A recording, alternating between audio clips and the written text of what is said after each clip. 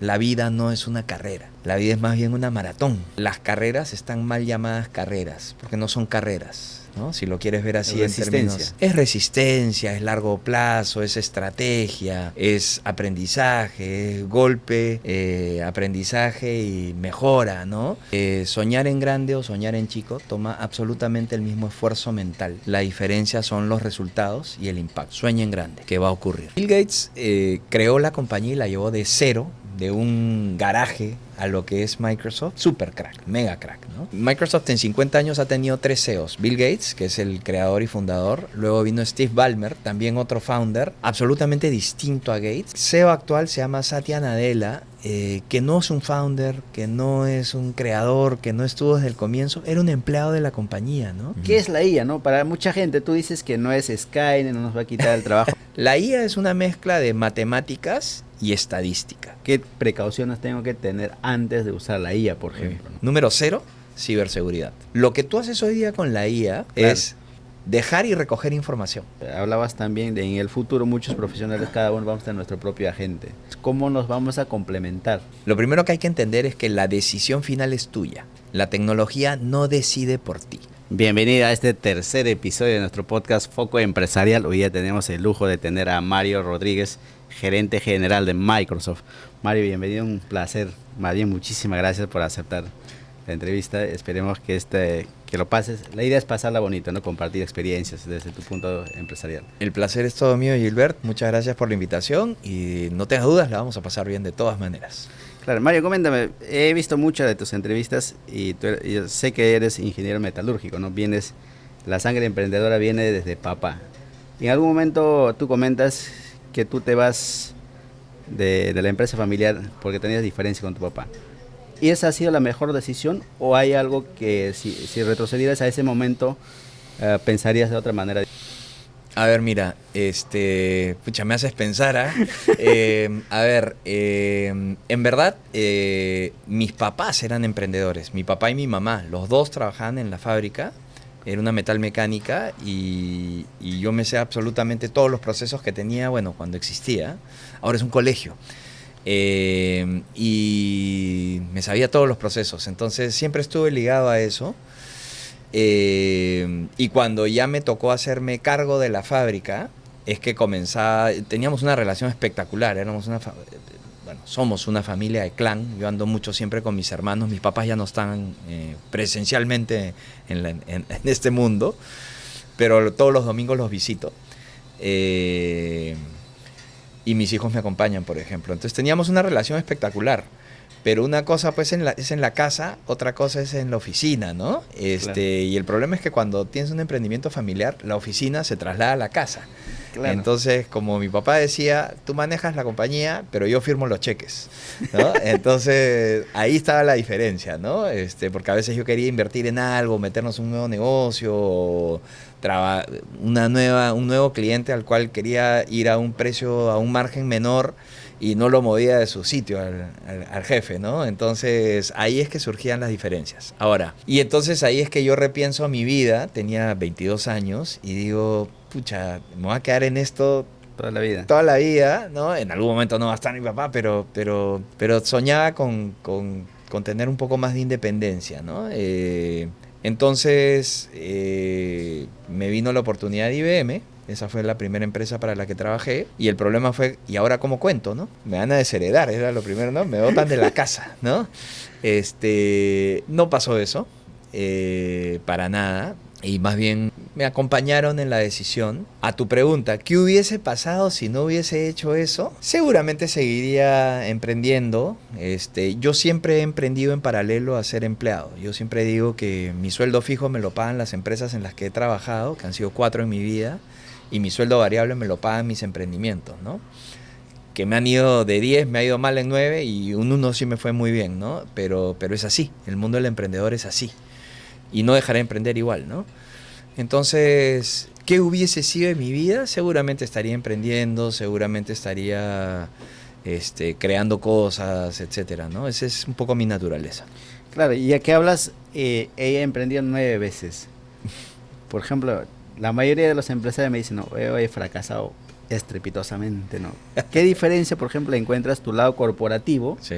con tu lado emprendedor, ¿no? ¿Qué tiene un emprendedor y qué tiene un gerente corporativo como tú, por ejemplo? Y tú estás en ambos. Sí. Me imagino que sabes la experiencia, Sí. los procesos, Sí. cómo llegar ahí. Pucha, esa es una linda pregunta y es algo que de hecho para el público que nos ve lo recomiendo, ¿ya?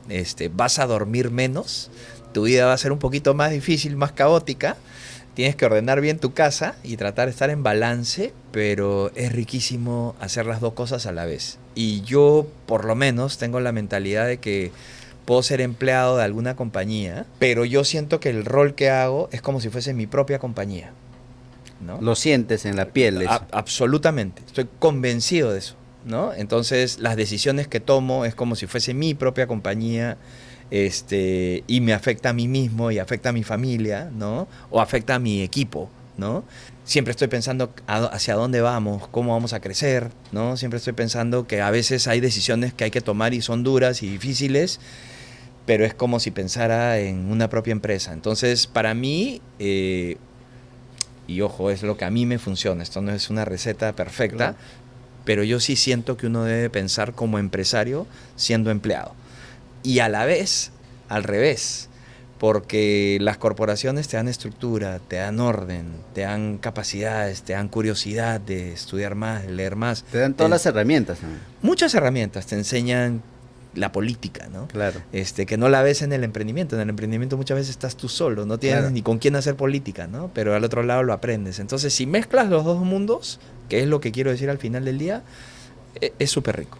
Claro, también vemos, tú eres emprendedor, me imagino que los empresarios que muchas veces hablan, oye, ¿cuánto tiempo te demoró, te duró ese trance, ¿no? De ser emprendedor a empresario? Me dicen 20 años, 15 años.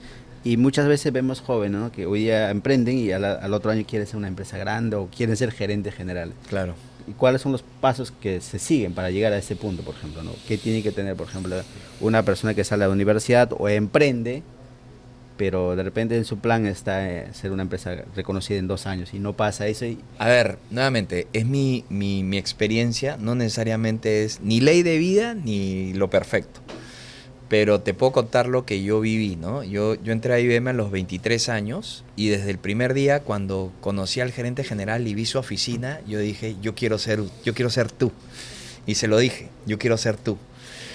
Se rió mucho el gerente general de ese entonces y me dijo, qué achorado este chibolo, ¿no? Me quiere quitar el puesto.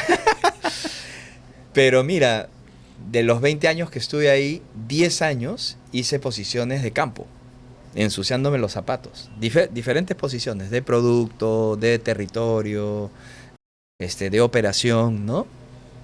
De consultoría. Entonces, fueron 10 años. Ahora, 10 años espectaculares, ¿no? Aprendí de 1000 cosas, de 1000 personas, y no solamente dentro de la empresa, sino fuera también, ¿no? Los siguientes 10 años, ya ocupé al año 10, curiosamente, ocupé mi primer cargo gerencial, y de ahí ya fueron 10 años de varios cargos gerenciales locales, regionales, etcétera. Después de eso ya vino mi primera gerencia general, ¿no? Que no fue en IBM, fue en Cognitiva, que era un spin-off de IBM. Entonces, a tu pregunta, yo creo que las carreras están mal llamadas carreras, porque no son carreras. La vida no es una carrera. La vida es más bien una maratón, ¿no? Si lo quieres ver así en términos. Es resistencia, es largo plazo, es estrategia, es aprendizaje, es golpe, aprendizaje y mejora, ¿no? Y cada maratón la haces mejor, ¿no? Eso va por ahí.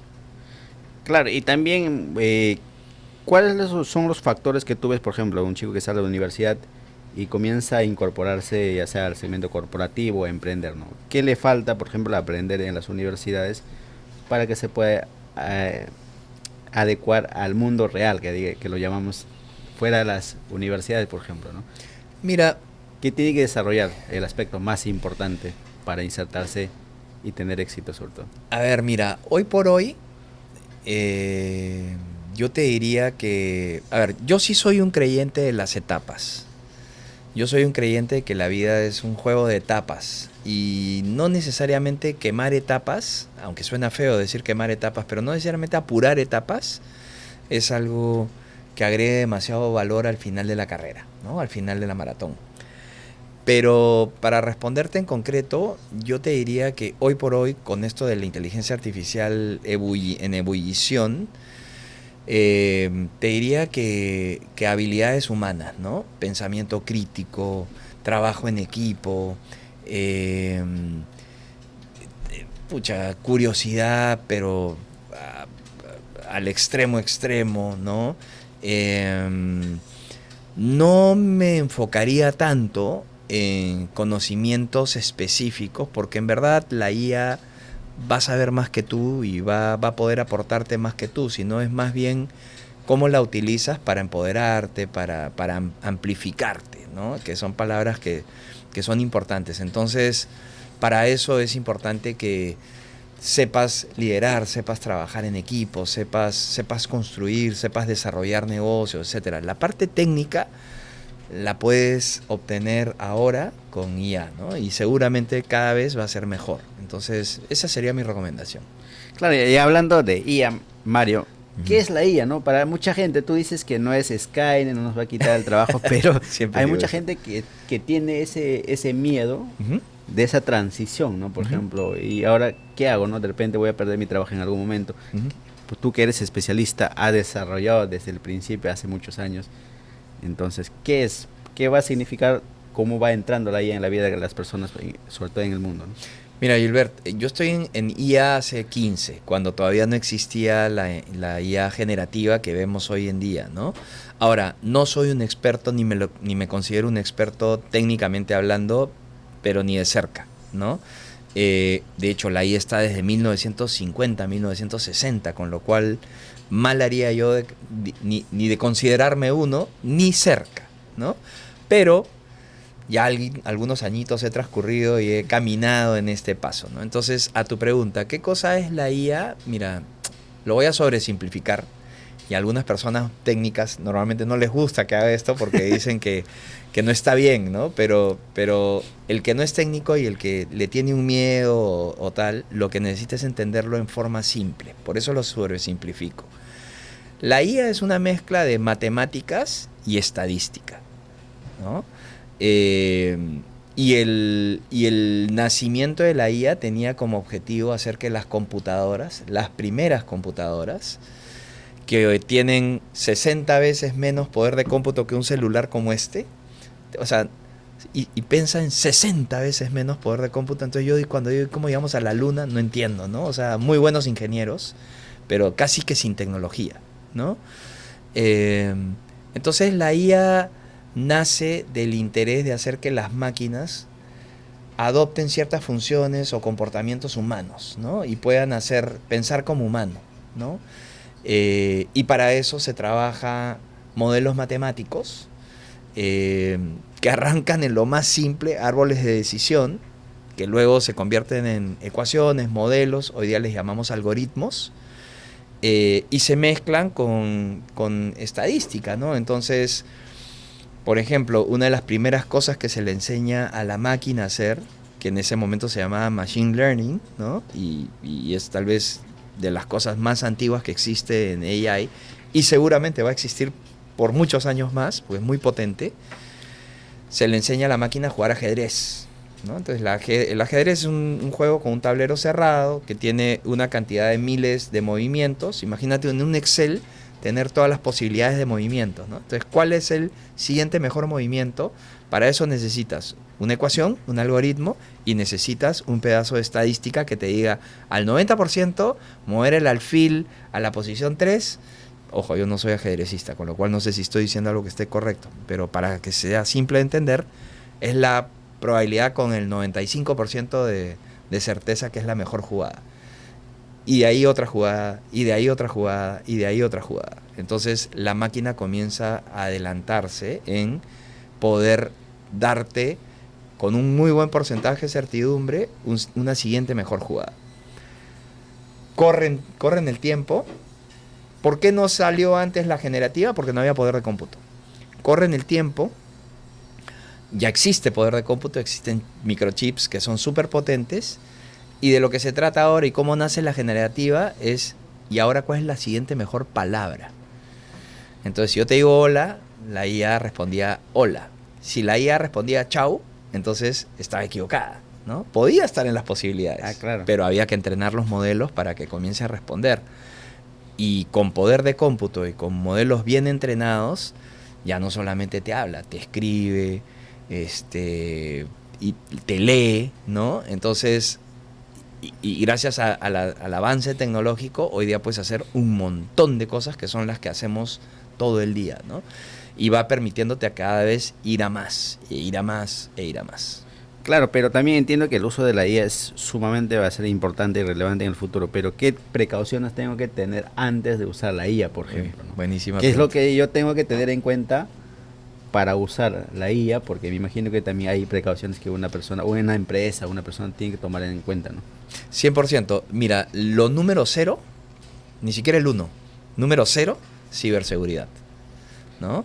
O no solamente para empresas, también para personas. Absolutamente, absolutamente, porque lo que tú haces hoy día con la IA, que lo hacías antes con un buscador, Claro, ¿no? claro. Es dejar y recoger información, ¿verdad? Había historial, ¿no? De lo que navegaste. Exacto, dejar y recoger información. Claro. Antes tú en un buscador buscabas algo y eso que estás buscando quedaba registrado, Claro, guardado. ¿no es cierto? Claro. Por eso es que las redes sociales saben qué cosas te gustan y El qué cosas... comportamiento humano. Exacto, las tendencias, ¿no? O sea, suman una cantidad de comportamientos y eso genera una tendencia. Y con eso puedes entender lo que está pasando en un segmento etario, en un segmento de población, en un segmento regional, ¿no? Ya. Dicho eso, entonces lo que tienes es que, o lo que tienes es que preocuparte de la ciberseguridad, que tu información esté en un entorno seguro, que tu interacción esté en un entorno seguro, que tu información quede guardada en un espacio propio, ¿no? No es que un prompt de un IA se va a aparecer tu información en un sitio público y todo el mundo la puede acceder, pero el prompt que has hecho sí va a quedar registrado y sí va a quedar algo de tu información, ¿no? Entonces, yo veo mucha gente que utiliza IA para, por ejemplo, analizar sus estados financieros. Claro, es un caso muy delicado. Es información sumamente interna. Imagínate tú en tu negocio estar, me sigues, validando eso en un entorno público. Entonces, es estar jugando con fuego, ¿me sigues? No, es como dejar la puerta de tu garaje abierta todo el día, ¿no? Para que se lleven toda la información. Algo te puede pasar. No quiero decir que va a pasar, pero algo te estás exponiendo a que algo pueda pasar. Entonces, número 0, ciberseguridad. De personas, mucho más importante, de empresas también. Y las empresas las forman personas. Entonces, no es solamente un tema de herramientas, sino de cultura, de gobierno, de comunicaciones. Hay varias patas en esa mesa, ¿no? ¿Cómo podríamos sacar, por ejemplo, las personas el máximo provecho de esta herramienta, ¿no? No solamente es utilizar para ciertas cosas, pero ¿qué más allá de eso, cómo podríamos optimizar de repente el tiempo, los procesos, de hacer más eficiente en toda la cadena productiva de... Buenísimo, mira, yo creo que han ido pasando etapas. Lo curioso es que esto de la generativa recién tiene 3 años. O sea, la IA data de los 50, ¿no? O sea, han pasado casi 80 años, ¿no? Pero la generativa tiene 3, ¿no? Y los porcentajes de utilización y de adopción de IA generativa en el mundo son pues varias veces más fuertes y potentes y ágiles que haber adoptado otras tecnologías o otros descubrimientos, ¿no? La televisión, la radio, el internet, los celulares, etcétera, ¿no? Entonces, la gente empezó haciendo preguntas, ¿no? Curioseando, ¿no? En vez de usar un buscador, ahora prompteabas, ¿no? De hecho, el verbo antiguo, y disculpe mi competencia, pero solamente lo digo como verbo antiguo, era googlear, ¿no? Y ahora es un verbo vintage, ¿no? Ya quedó en el pasado, ¿no? Ahora el nuevo verbo es promptear, pues, ¿no? O sea, ahora prompteas, ¿no? Y después vendrá algo más seguramente, ¿no?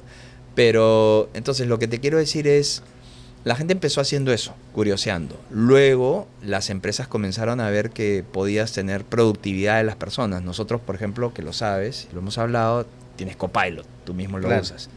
Copilot te puede ayudar en un montón de cosas, desde gestionar tu correo, tus documentos, tus PPTs, etc. Entonces comienzas a ganar productividad y te comienza a quedar tiempo para hacer más cosas, ¿no?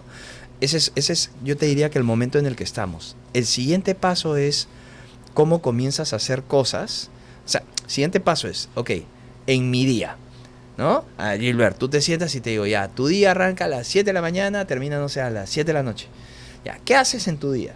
Tú me dices, mira, 2 horas me las como respondiendo correos o revisando mi CRM, ¿no? Para ver prospectos de negocio, qué sé yo. Pucha, ¿y qué pasa si pones un agente de inteligencia artificial que haga esa parte del trabajo por ti y tú ten solamente los resultados que te van a servir para que puedas tomar la decisión más rápido? Entonces, en vez de usar 2 horas ahí, usas 3 minutos. Y tienes hora 57 para, por ejemplo, estar visitando obras, estar visitando clientes, estar generando más ingresos, estar revisando tus costos, etcétera. Entonces, lo que viene, y que ya está, te diría, es todo este mundo agéntico, donde la parte de tu chamba, que no es chévere, la parte de tu chamba que es chamba, que es operativa, la va a poder hacer alguien, algo virtual, por ti, mejor, más rápido, y te va a poder liberar tiempo.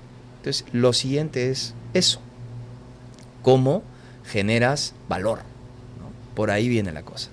Claro, y el otro también el tema que hablabas es de los agentes, ¿no? Uh-huh. ¿Cómo educamos a esos agentes? Muchos, hablabas también de en el futuro, muchos profesionales, cada uno vamos a tener nuestro propio agente. Sí. Entonces, ¿cómo nos vamos a complementar con ese agente? ¿Cómo lo educamos para que no sintamos que es nuestra competencia, ¿no? Que nos va a quitar, ¿no?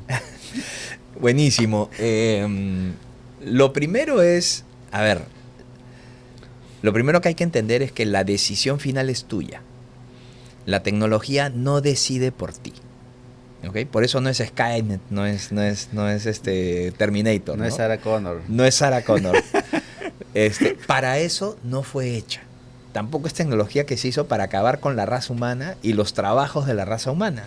Claro, ¿no? La gente pensaría porque ve las películas de ciencia ficción, pucho, acá la tecnología acaba, nos invade, ¿no? Pero eso es película, pues, y las películas son bonitas y venden, y a mí me encantan, dicho sea de paso, ¿no? Pero no, esto va, yo lo veo, por ejemplo, ¿no? Te suelto algunos números. En el mundo hay 8.200 millones de personas. Solo 1.500 millones de esos 8.200 acceden a una salud de calidad. Y eso pasa porque no hay infraestructura, porque no hay suficientes doctores, porque no hay suficientes medicinas, por un montón de cosas, claro, que aquí las vimos en la pandemia, por ejemplo. Sí. ¿No? Claramente. Bueno, yo creo que la IA puede ayudar a cerrar mucho de ese. No te digo que todo, ni tampoco te digo que en un porcentaje muchísimo más grande, pero no tengo dudas, puede ayudar a hacer que el gap, que el espacio se cierre. Por ejemplo, ¿no? Algo muy, muy rápido, ¿no? Tú haces una consulta médica, ¿verdad? Y tienes un doctor que tiene un montón de libros atrás de él, ¿no? Así como eso, ¿no? Claro. Uno de esos libros es un librazo gordazo. Ese libro se llama Vademecum, ¿no? Sí. El Vademecum es un libro que mezcla medicinas con recetas, con tratamientos, ¿no? Claro. Y el doctor siempre al que vayas, antes de ya recetar, siempre abre su librito, ¿no? Claro. Y como que valida ahí, tiene sus papelitos puestos, ¿no? Se demora media hora. No sé si media hora, pero se demora un rato chequeando, ¿no? ¿Qué es lo que está haciendo? Está validando que lo que él está pensando está alineado a lo que ya hay una casuística. Claro. Bueno, hay un Vademecum por año. Un doctor, digamos, que tiene una vida útil de entre 30 y 40 años. Vamos a decir 30 años. ¿Tú crees que se llega a leer 30 Vademecums? No, imposible. Imposible, claro. ¿No es cierto? Porque, o sea, no le da el tiempo, ¿no? No le da la vida, ¿no? Bueno, la IA se puede leer no solo los 30 de ese doctor, sino todos los de la historia. Y poder venirte con un prompt y con una respuesta asertiva y con un porcentaje probablemente de alto porcentaje de certidumbre de esa consulta que está haciendo el doctor. Eso hace que la consulta dure pues un tercio menos. Con lo cual puedes comenzar a tratar un tercio más de pacientes. ¿Sí? Seguramente con mayor certidumbre de cuál es la receta correcta. Con mayor exactitud. Exacto. Entonces, mayor exactitud, buena palabra. Entonces, eso va a hacer que el proceso completo avance mejor, ¿no? No estoy diciendo que eso va a reemplazar a un doctor. El doctor va a seguir, el doctor conoce, pues, tiene la experiencia, sabe cómo juntar las cosas, sabe promptear, ¿no? Claro. Pero meterse en el ejercicio de hacer el prompt manual versus automático le va a ahorrar un montón de tiempo, y va a hacer que la consulta sea mucho más rápida. Eso va a ayudar, sin dudas va a ayudar. Claro, va a ser más eficiente, por ejemplo. Sin dudas, sin Entonces, dudas. Y la experiencia de uso para nosotros que somos los pacientes es mucho mejor, ¿no? ¿Tú alguna vez te has puesto a pensar que tú y yo somos pacientes? O sea, que tenemos paciencia, ¿no? Por eso se llaman pacientes, claro. ¿no? Entonces, esa palabra es terrible, pues, ¿no? O sea, porque lo que uno quiere es salir rápido, estás con un dolor y claro, tienes que ser paciente, ¿no? Entonces, ya deberíamos cambiarle de nombre, ¿no? O sea, y para eso yo creo que la tecnología, ¿no? Seremos pacientes contentos, ¿no? Pero bueno, por ahí viene un poco la cosa, me parece. Claro, me pareciera genial que la IA pueda ayudar mucho en el proceso de la salud, ¿no? Por ejemplo, en nuestra realidad es esto, ¿no? Vas al seguro, te dicen 3 meses, sí, claro, 4 meses, de repente muchas veces ese paciente ya no vuelve nunca más, así ¿no? es. Ya se fue. Así es. Entonces, y claro, yo creo que tenemos bastantes más brechas que solamente eso, ¿no? Hay varias educativos, brechas más, pero no, y en la salud, digo, también, pero hay otras áreas, ¿no? La educación, ¿no? O claro, sea, yo esto siempre lo cuento, pero es mucho más joven que yo, pero con gente así de mi promo, nosotros aprendimos en el colegio con un profesor que dictaba, ¿no? Entonces tú tirabas plancha, ¿no? Y después para el examen tenías que estudiar y por si acaso para asegurarte hacías tu chuletita, pues, ¿no? ¿No? Para asegurarte, ¿no? claro. La usabas o no la usabas, pero ahí. así aprendías. Entonces aprendías por paporreteo. Esa es la verdad. Nos duela o no. Ahora, acá estamos, ¿ah? ¿No? Ya eso no puede seguir existiendo, pues. Esa metodología no puede seguir existiendo. Porque la información ya no es del profesor. La información es de todos. Abierto, ¿no? Abierta, democratizada. Entonces los profesores se comienzan a convertir en facilitadores. Y ese es el tipo de conocimiento que te tienen que traer, que te faciliten la vida, que tú aprendas mejor y más, ¿no? ¿Cómo, por ejemplo, los niños o los jóvenes de colegios, de universidades, pueden hacer un uso adecuado de la IA, por ejemplo? ¿Qué factores tienen que tener en cuenta para usarlo, ¿no? Los papás o los hijos, ¿cómo tiene que estar organizado ese núcleo para que el hijo pueda hacer un adecuado uso de la IA, por ejemplo? Mira, ¿qué no debe ocurrir? Claro. No debe ocurrir que el chico todo se lo pregunte a la IA y la IA le resuelve el problema y no razone. Ojo, ¿ah? Nosotros paporreteábamos. Claro. Mucho razonamiento no había. No. Y la raza humana siguió existiendo, digamos, claro, ¿no? Ya. Pero eso es lo que la metodología debería trabajar, que el chico razone. Entonces, mucho de lo que estoy viendo es que la educación está cambiando. Entonces, en vez de decirle al chico, vamos a ver, coeficiente de rotación, ¿no?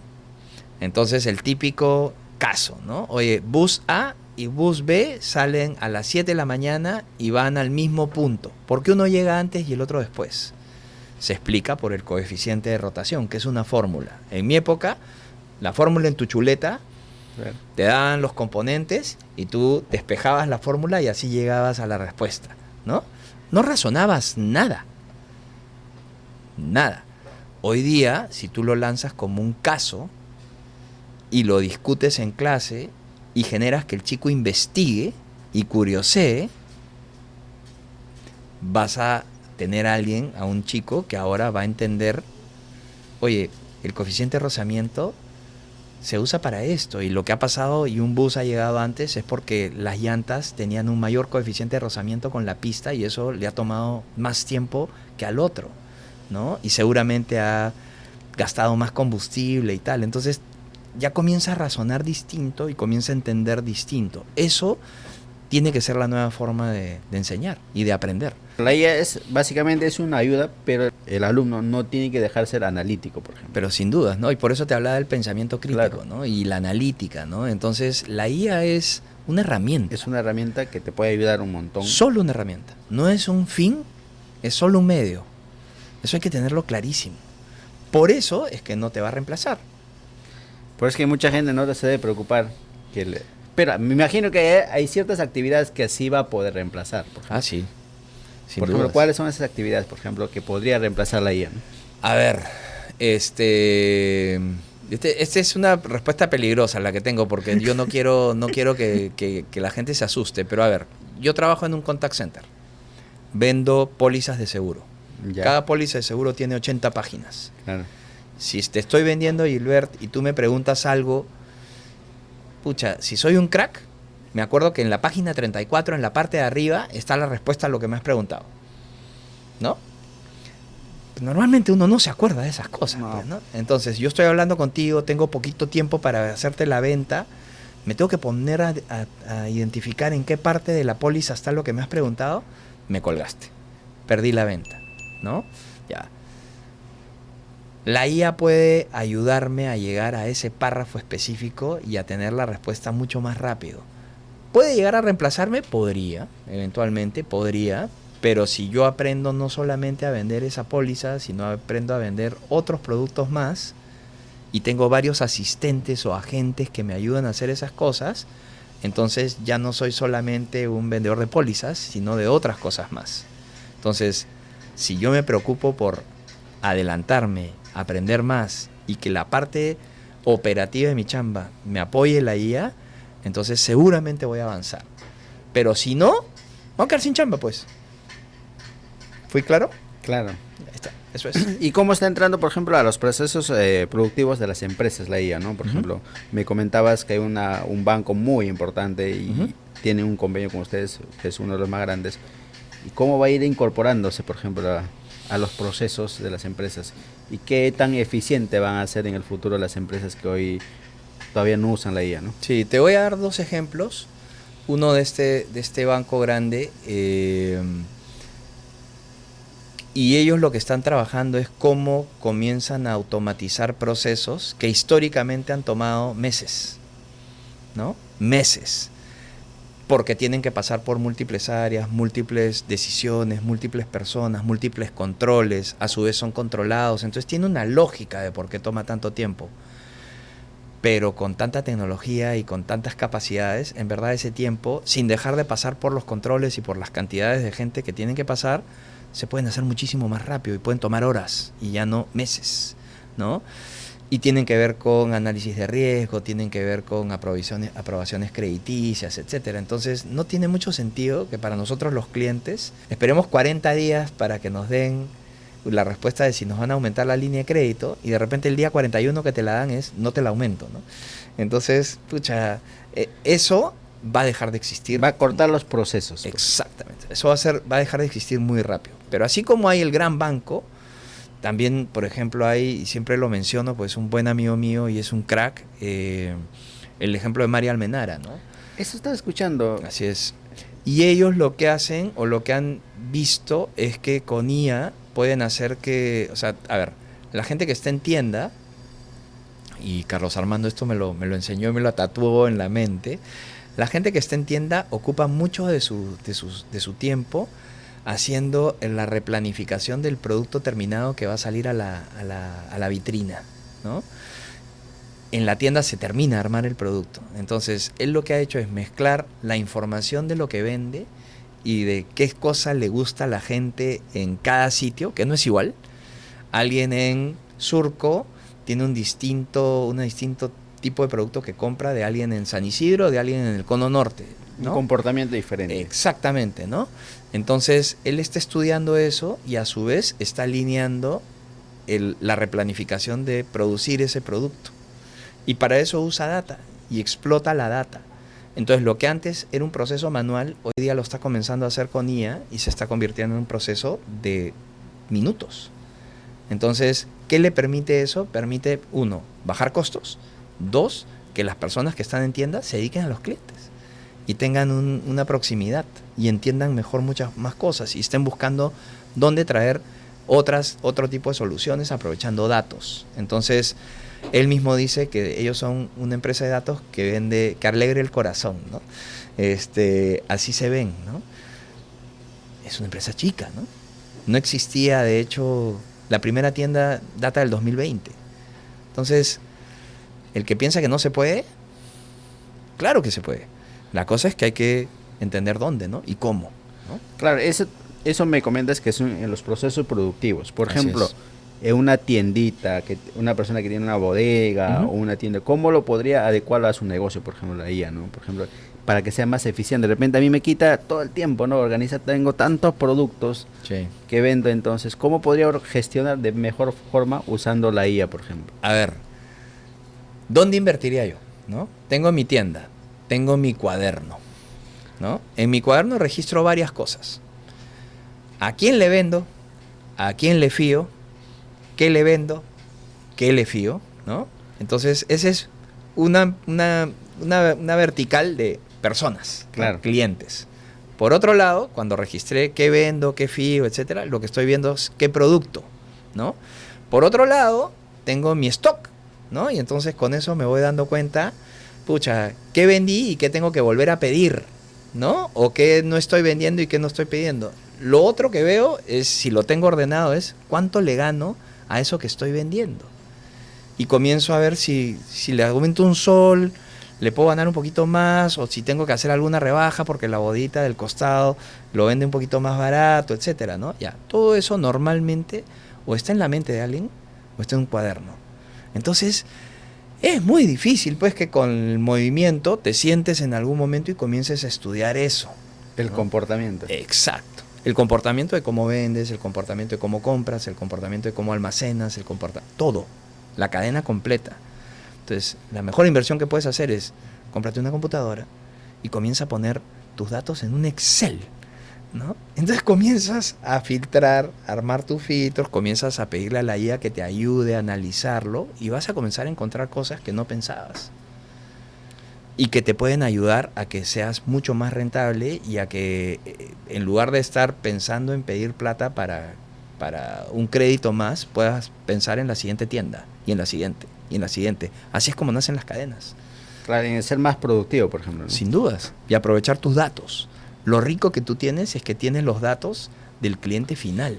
Ah, claro, el comportamiento ese es lo más valioso, ¿no? Absoluto, ¿no? Porque con eso te puedes adelantar. Entonces, eso es cómo aprovechas tus datos. Y tus datos nadie te los vende, los tienes tú. De primera mano, de primera fuente. Sin dudas. Entonces ya sabes, Gilbert, qué costumbres tiene, a cuándo viene, a qué horas viene, cómo qué paga, producto compra, qué producto no, por qué no. Sus motivos. Exacto. Y entonces, de repente es porque no me han dicho que es muy caro. ¿Habías probado? Pucha, te lo dejo a este precio si lo pruebas y en ese ganas más. ¿Me sigues? Claro. Entonces, así es como comienzas a sacarle el jugo a tu negocio, ¿no? En ese ejemplo, ¿no? ¿Qué más se viene, por ejemplo, no? Me imagino que la IA también va a evolucionar. Uh-huh. Tú como gerente de una empresa básicamente tecnológica, Uh-huh. ¿qué más se viene en el futuro, en un futuro cercano? Por ejemplo, la IA, básicamente después de la pandemia, el proceso tecnológico ha sido muy rápido, explosivo, ¿no? Por sí. ejemplo, ¿no? Entonces, ahora, ¿qué más avisoramos en un futuro cercano? Lo que te cuento, ¿no? O sea, ya esta convivencia entre humanos y agentes, ¿no? O sea, al comienzo lo que te dije de ya, haz tu Excel, baja tus datos, etcétera, ya, eso lo vas a hacer tú 6 meses. Al séptimo mes vas a decir, oye, ya, pues, ¿no? Aguanta, ¿no? Entonces ahí es donde la IA puede hacer la chamba por ti. Y tú tomas las decisiones. ¿Me sigues? Siempre la decisión final va a ser del humano. Pero sin dudas. No lo dudes, o sea, es así, ¿no? Esas zapatillas bonitas que te salen en la red social que viste una vez y te salen mañana y pasado y te van bombardeando de eso, es porque es un buen algoritmo que ha visto que has mirado eso. Pero la IA no compra por ti, ¿eh? Al final tú dices, ya, me agarraron hoy día, compro, ¿no? Y tú presionas tu botoncito y cargas tu tarjetita, ¿no? O sea, eso lo decides tú. Y en cualquier tipo de decisión lo decides tú. Partes de tu proceso vas a poder hacer que la IA decida, pero la parte operativa, la decisión final la tienes tú. Así está armado esto, ¿no? Para eso se ha hecho. Y Mario, ya yendo un poquito más al lado personal, ¿cómo es el día a día del gerente general de una empresa tecnológica en el Perú, por ejemplo? Entretenido. Entretenido. A ver, yo siempre digo esto, en mi caso personal, trato de estar en balance de 3 cosas, ¿no? Mi familia, para mí ese es el número 0. Mis hijos, mi esposa, mi casa, mis perritos, ¿no? Que todo eso esté en balance. Y cuando llego del trabajo, trato, te lo prometo que trato de enfocarme en eso y de meterme en la dinámica de la casa, ¿no? Entonces, solucionar desde que se cayó el internet o el perrito nuevo que tenemos que es chiquitito se hizo por todos lados, entonces ahí me ves, ¿no? Yo tirando también trapo, limpiando, etcétera. Me tengo que meter a eso y hago eso. No es porque yo soy el gerente general de Microsoft, no, yo no, nada, igualito nomás, ¿no? Y en la casa es Mario. Casa es Mario, ¿no? Yo soy Mario todo el tiempo y yo estoy haciendo un puesto. Ah, claro. Yo lo tengo muy claro, ¿no?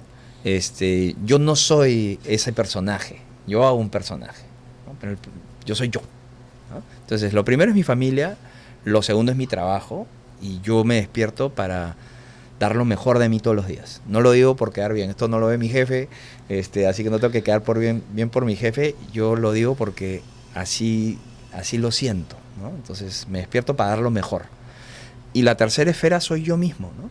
Entonces, yo necesito hacer mucho deporte, mi cuerpo me lo pide, necesito ser muy curioso, o sea, momento en que yo paro, estoy viendo algún podcast, yo no soy de leer libros, entonces necesito consumir cosas cortas, rápidas, ¿no? Potentes, y todo el tiempo buscando eso, curioseando todo, ¿no? Todo, no, nunca me quedo con, ¿por qué será esto, no?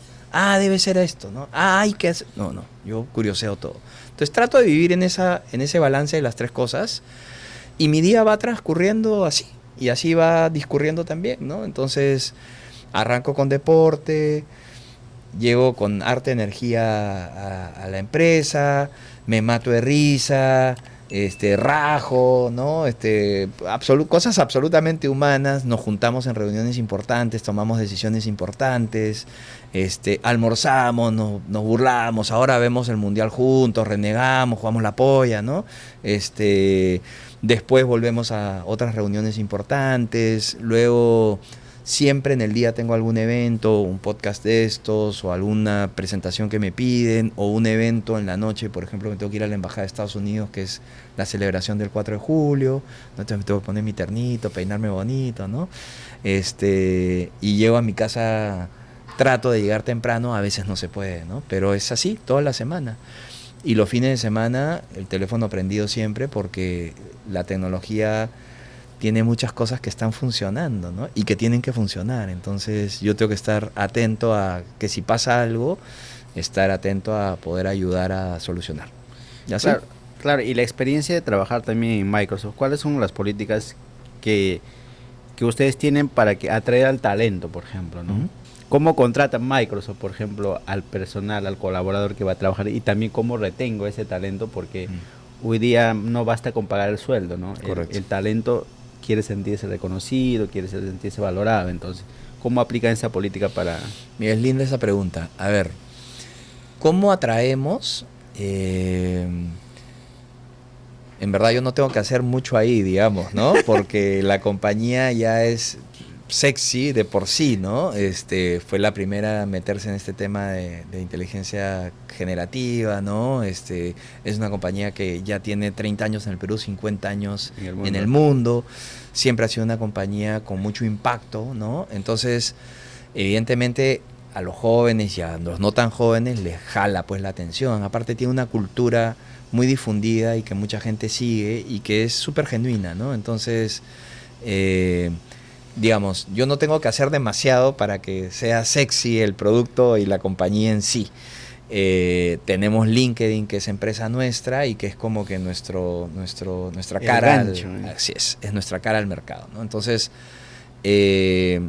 así es como funciona. Ahora, ¿qué vemos en la gente que buscamos?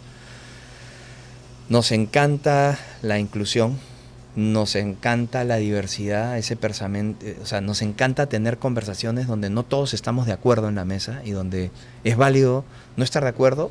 Nos encanta la gente que aprende, es válido decir no sé, nos encanta eso,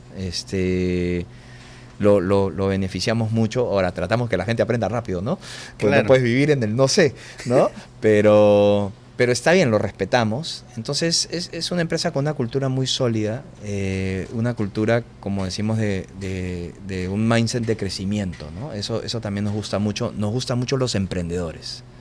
El que de verdad emprende dentro de la compañía es algo que nos gusta mucho.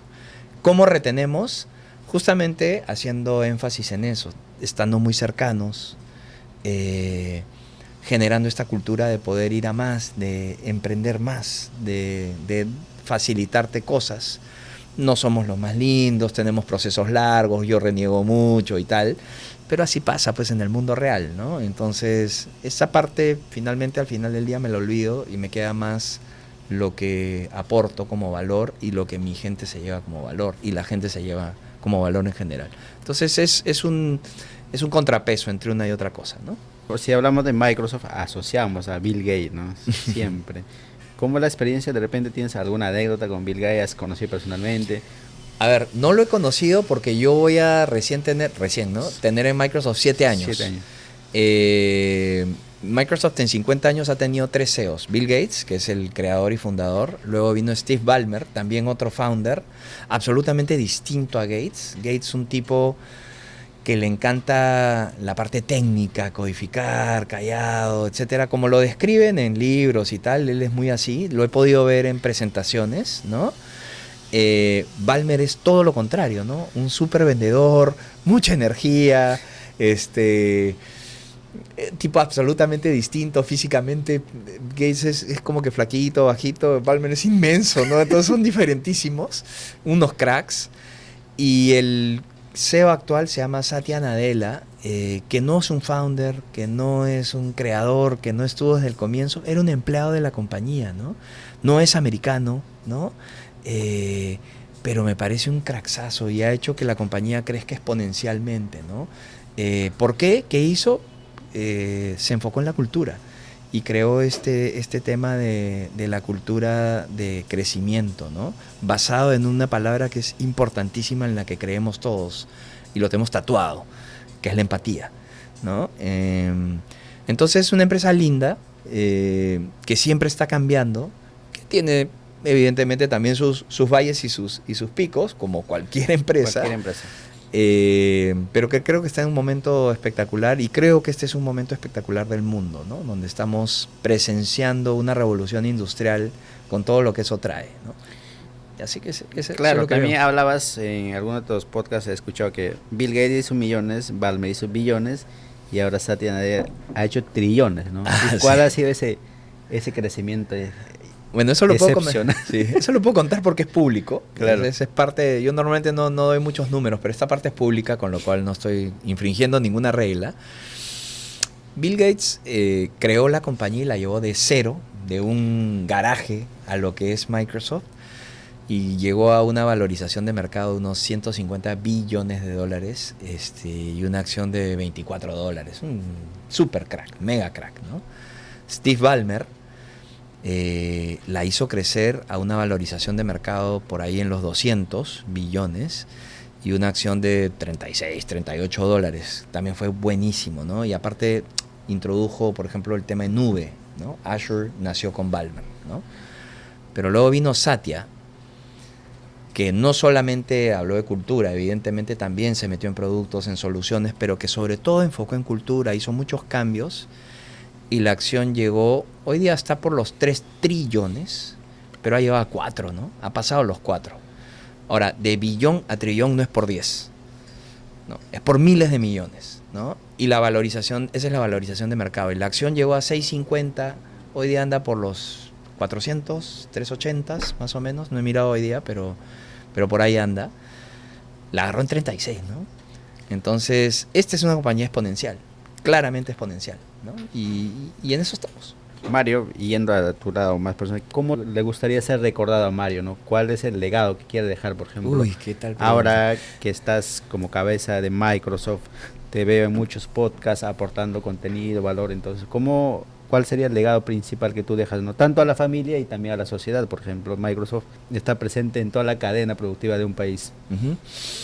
Mira, me encanta la pregunta, Gilbert, porque esto me la pensé y me la pienso constantemente y constantemente revisito mi propósito, ¿no? Y mi propósito personal es impulsar líderes que transformen. Me preocupé mucho de la palabrita impulsar porque la pensé desde la humildad. No quise poner un propósito que sonara arrogante, sino todo lo contrario, ¿no? Por eso eso es lo que hago y ambiciono hacerlo en paz, ambiciono hacerlo siempre con una sonrisa en la cara y ambiciono también aprender mucho y estar cerca. Ese es mi propósito y así me gustaría que me recuerden como alguien que pudo aportar un poco en eso desde la humildad, en paz, disfrutando lo que hago y ya, ese es mi propósito y trato de vivirlo a diario. Claro, todos los días es una experiencia distinta, ¿no? Sí, pero me enfoco mucho en eso, ¿no? Y por eso, como tú dices, estoy mucho en podcast, voy mucho a provincia, me acerco a mucha gente, estudiantes y estudiantes de colegio, de universidad, me acerco mucho a emprendedores, obviamente a compañías, a empresas, a empresarios. Te vas a reír, pero la vez pasada estuve en una reunión un sábado en la noche y me quedé conversando con la mamá de un amigo y sus dos hermanas, ¿no? Las señoras ya son grandes, ¿no? Grandes, ¿no? Claro. Y fue espectacular porque sabían un montón de inteligencia artificial, leían un montón, ¿no? Entonces para mí fue algo que me encantó. Ahora en la mañana me encontré con el hijo en el gimnasio y me dijo, mi mamá quiere volver a sentarse a conversar contigo, ¿no? Son señoras grandes, ¿no? Y yo le dije, feliz, vamos a tomarnos un lonchecito, las voy a invitar a las 3 hermanas, ¿no? Entonces, ese es mi día, ese es mi propósito, ¿no? De eso se trata para mí, ¿no? Dar mi granito de arena y acercarme. Claro, y para ir terminando, Mario. Y aprender, porque aprendo mucho. Porque Claro. aprendo mucho. Para ir terminando, Mario, tus recomendaciones, ¿qué le recomendarías a este joven, o a este estudiante, o a este emprendedor que quiere comenzar de repente? Está explorando todavía entre los 20 y los 25, de repente todavía no lo tiene claro, ¿no? Sí. Mira, para cerrar siempre lo pongo en una frase que no me canso ni me cansaré de repetir, ¿no? Y es, soñar en grande o soñar en chico toma absolutamente el mismo esfuerzo mental. La diferencia son los resultados y el impacto. Entonces mi recomendación para ti, emprendedor, joven, etcétera, que estás arrancando es sueña en grande, que va a ocurrir. Eso es. Claro, también soñar en grande, qué beneficios, y la otra parte, ¿qué te trae? ¿No? Porque me imagino que soñar en grande te trae muchas satisfacciones y también retos, ¿no? Sin dudas. Y esa es la vida. Pero siempre va a traerte valor, ¿no? Y va a dejar valor. Yo lo veo así. Y esa es mi recomendación. Muchísimas gracias, Mario. Encantado. Un placer. Espero que hayas pasado un momento agradable. Súper bueno. Para nosotros es como tener una maestría, ¿no? Por ejemplo, ¿no? Tenerte acá, absorber tus conocimientos, ha sido sumamente enriquecedor. Esperemos que no sea la primera vez. No, esperamos que encantado. sigamos compartiendo sobre todo compartiendo el propósito es este, ¿no? De llevar contenido que la gente pueda inspirarse, pueda conocer a las personas, al empresario, Sí. lo puede tener cerca, ¿no? Mira, Gilbert, yo creo que ya basta en el Perú de ejemplos malos. Basta. Tenemos océanos de ejemplos buenos, ¿no? De gente de la que yo aprendo mucho y en el camino yo he ido aprendiendo algo también. Entonces, comencemos a contar las historias buenas, ¿no? Comencemos a acercarnos y a aprender yo primero y quien me siga, aprender de eso. O sea, en verdad tenemos un montón de eso. Entonces hay que explotarlo, ¿no? Entonces, la única forma de que eso ocurra es haciendo nuestra parte. Y por eso estoy acá. Claro, eso es lo interesante, ¿no? Que muchos jóvenes que no piensen solamente en irse y encontrar un lugar acá adecuado y aprender y crecer. Tenemos una oportunidad inmensa acá en el país, ¿no? Sin dudas. Yo estoy súper positivo, confiado siempre en el futuro y creo que tenemos una oportunidad como antes no habíamos tenido, ¿no? Precio de los metales en su pico, más alto en los últimos 15 años. Mucho emprendedor como tú que se está preocupando de llevar más a la mesa, en valor a la gente. Mucho estudiante, tenemos una oferta de estudiantes alta. Entonces yo creo que están muy bien dadas las condiciones para ir a más. Y nuestra chamba es hacer nuestra parte, pues. Esa es nuestra chamba. Lo que toca. Lo que toca. Y un poquito más. Así es. Claro. Muchísimas gracias. Esto ha sido un capítulo más con Mario Rodríguez, gerente general de Microsoft. Para nosotros ha sido un placer tenerte acá, Mario, te repito una vez más. Y esperamos tenerte otra vez en otras oportunidades para seguir conversando. Así que para todos los que nos siguen o todavía no nos siguen, síganos, ¿no? Para seguir compartiendo más contenidos. Muchísimas gracias. Gracias. Sí, espero que hayas pasado un placer. No, Mario. chévere. Buenas tus preguntas. Me has hecho pensar en varias, así que estuvo bacán. ¿Qué tal, chicos? ¿Todo bien? ¿Qué tal la experiencia? ¿Les ha gustado?